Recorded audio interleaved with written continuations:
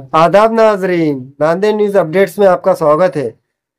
नांदेड़ शहर व जिला कांग्रेस कमेटी की जानिब से आज दोपहर पार्टी के दफ्तर में एक प्रेस कॉन्फ्रेंस का एहतमाम किया गया।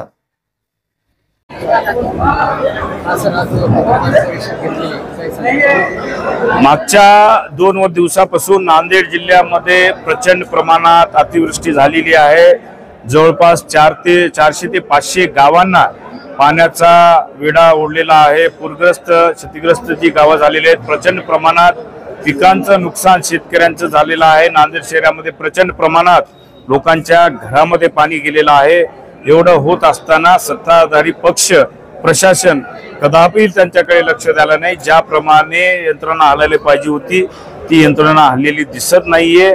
आमचे काँग्रेसचे पदाधिकारी सर्व आढावा घेऊन आल्यानंतर आम्ही बोलत आहोत की पालकमंत्री ज्या पद्धतीने इथं मुक्काम राहून 2 दिवस आढावा घ्यायला पाहिजे जिल्ह्याचा, कारण जिल्ह्याचं पालकत्व त्यांच्याकडे आहे आणि ते आज पालकमंत्री वेळेवर येऊन फक्त मोजक्याच ठिकाणी भेटी देऊन जर जात असतील तर हे सरकार लोकांच्या प्रति किती कृतिशील आहे या कृतीहून दिसते। त्यामुळे मी आपल्या माध्यमातून आमच्या काँग्रेस पक्षाच्या माध्यमातून आज मागणी केलेली आहे की जे शेतकरी इथं जे शेतकऱ्यांचं नुकसान झालेलं आहे त्यांना प्रति एकर 2 लाख रुपये आणि जे शहरात जे घरामध्ये पाणी गेलेलं आहे त्यांना प्रति घर 25,000 रुपये मदत शासनाची तात्काळ या ठिकाणी नांदेड जिल्ह्यामध्ये देण्यात यावं।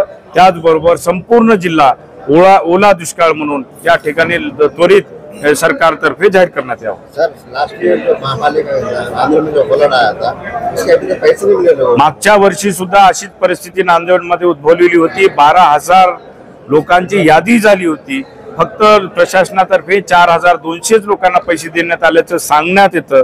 अद्यापही ते स्पष्ट झालेलं दिसत नाहीये। सरकारने लवकरात लवकर त्यांचे पैसे द्यावे आणि हेही सर्वे करून तेही पैसे लवकर त्या लोकांना द्यावे तर कुठेतरी त्यांना मदत या ठिकाणी मिळू शकते।